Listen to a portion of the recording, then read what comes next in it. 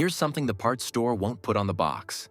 Several of the most popular car upgrades you can buy are going to cost you more money long-term than if you'd done absolutely nothing. We're talking about 8 specific modifications where the real-world result is a rougher ride, higher repair bills, voided warranties, and a car that's genuinely harder to sell. I went through the used car market data and talked to what mechanics actually look for when they spot a modified car, and the list of what they flag will probably surprise you. Before we move on, please take a moment to subscribe to the channel and like the video. Number 1. Oversized wheels. Too big for your car. First on the list is oversized wheels, and the parts store loves selling these because a set of 20-inch rims looks aggressive on the shelf, and the price is high enough that it feels like a serious upgrade. What doesn't show up on the product listing is the rotational mass problem. Bigger wheels are heavier, and your engine has to work harder just to spin them up from a stop, so you're losing acceleration and fuel economy at the same time. The low-profile tires that come with oversized rims give you almost no sidewall, so every pothole transfers straight into the suspension components, which weren't engineered for that kind of repeated impact. Did you know a cracked oversized rim runs 2 to 3 times the replacement cost of a stock wheel? And if the tire size is non-standard, fewer retailers stock it, so you're paying premium prices every single time. Number 2. Cheap aftermarket air filters. Hot air intake problem. Next up is the cold air intake, and the pitch is always the same. The factory airbox is restricting your engine, and more airflow means more power. What the box doesn't tell you is where most budget kits actually pull air from. A lot of them route the filter right into the engine bay, so after 20 minutes of driving on a hot day, your engine is breathing air sitting at 180 degrees or more. Hot air is less dense, so you're actually losing combustion efficiency compared to stock.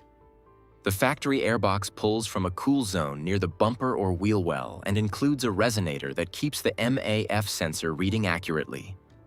Cheap kits skip that resonator. The MAF reads wrong.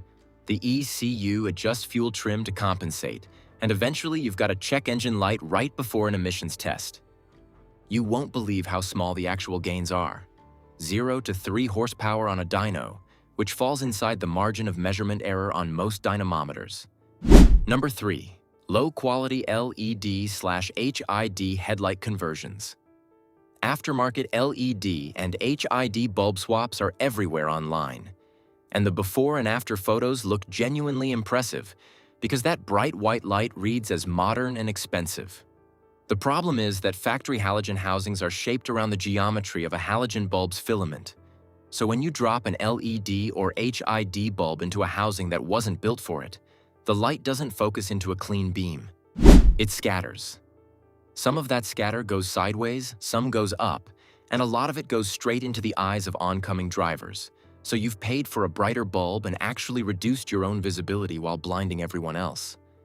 Police in several states specifically watch for the blue-white scatter pattern during nighttime stops, and the fine plus mandatory restoration to stock condition runs several times the original bulb cost. A proper fix means replacing the entire housing with a projector unit designed for the bulb type, which costs 3 to 5 times what the bulbs ran. Number 4. Lowering springs. Without proper suspension setup.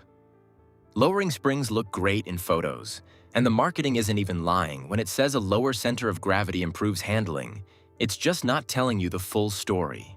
When you install lowering springs without replacing the shocks and struts, you're putting a stiffer spring on a damper that was calibrated for the stock spring rate, so the damper can't control the spring's movement. The tires skip over bumps instead of staying planted, and the ride gets harsher while the handling actually gets worse. Then there's the geometry problem. Dropping the ride height changes the camber, caster, and toe angles, and the inner edges of your tires start wearing down while the outer edges look fine. Any mechanic doing a pre-purchase inspection will spot that wear pattern immediately, and it tells them the suspension geometry hasn't been properly set up for the new ride height, which raises questions about the subframe mounts and wheel bearings too. Number 5. Universal Performance Chips/Fake ECU Tuners. Performance chips and plug-in ECU tuners are sold at every auto parts store, and the boxes promise 35 horsepower gains and 4 miles per gallon improvements for $40 that plugs into your OBD2 port. The ECU on any car made after 2000 is already running adaptive algorithms that continuously optimize fuel trim, ignition timing, and air-fuel ratio based on real sensor data. A generic chip isn't tuning anything, it's just confusing one data point. Most of these devices alter the intake air temperature sensor signal to trick the ECU into thinking incoming air is cooler, so the ECU adds more fuel.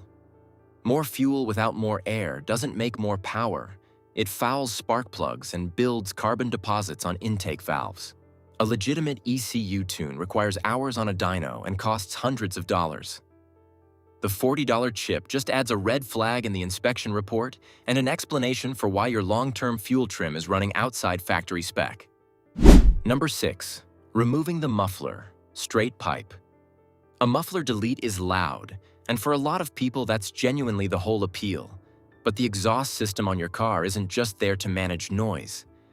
Back pressure affects scavenging, which is how outgoing exhaust gases help pull fresh intake charge into the cylinder on the next stroke. Factory exhaust tuning optimizes that back pressure curve across the RPM range, and removing it doesn't just make more power everywhere. It shifts the power band up, so you're losing torque in the low and mid RPM range where you actually drive every single day. Many states have decibel limits, and a straight piped car fails a noise inspection outright, so it can't be registered or resold without a new catback system. If the catalytic converter came out too, you've got a permanent check engine light and a VIN history showing failed emissions that follows every future owner. Number 7. Cheap brake pads. Low-grade materials. Brake pads are one of those parts where every box says performance and extended life, so the cheap ones feel like a reasonable gamble. The friction material determines how much heat a pad can absorb before it starts losing bite, and budget pads work fine when cold but fade fast once the rotors heat up, which is exactly when you need them most, like during a hard stop after highway driving. Many budget pads also use harder compounds that chew through the rotor surface faster than the pad itself wears. So you're replacing rotors every other brake job instead of every 2 or 3, and rotors cost 3 to 5 times what pads cost. Did you know the brake dust from low-grade pads is chemically corrosive to alloy wheel finishes? A mechanic checking rotor thickness during a pre-purchase inspection will spot the scoring immediately, and that $30 to $50 savings per axle quietly turns into a $300 rotor replacement bill. Number 8. Overly stiff coilovers for daily driving. A full coilover kit is the most expensive suspension upgrade on this list, and because the brand names come from actual motorsport, buyers assume the price means better in every way. Track coilovers are built for smooth, flat pavement at speeds where aerodynamic downforce pushes the car into the ground. A spring rate that keeps a car flat through a 90-mile-per-hour corner transmits every highway expansion joint straight into the chassis, and that stress builds up in places the factory never engineered for it.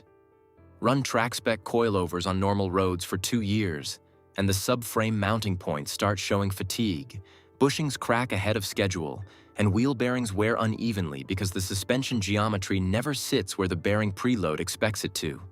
Dropping to the lowest ride height setting puts the control arms at angles that accelerate ball joint wear and cause bump steer, where the steering pulls sideways when the suspension compresses. A mechanic inspecting one of these cars checks the subframe mounts, bushings, and ball joints first, because those are exactly where the stress lands, and finding wear in all of them gets written up as structural concerns. The driver usually feels like the car handles better the whole time, while the chassis accumulates damage that won't show up until a bushing fails or a subframe mount cracks. Every modification on this list followed the same pattern. It looked like an improvement, but transferred stress to components that weren't built for it, and that stress showed up as a mechanical failure, a failed inspection, or a trade-in offer that came in way lower than expected. Used car appraisers have gotten good at spotting modified cars, and a modified car almost always reads as a car that got pushed harder than stock, so the next owner ends up buying someone else's wear. Stick around, because the next video covers 5 maintenance items that actually protect resale value, and one costs under $20.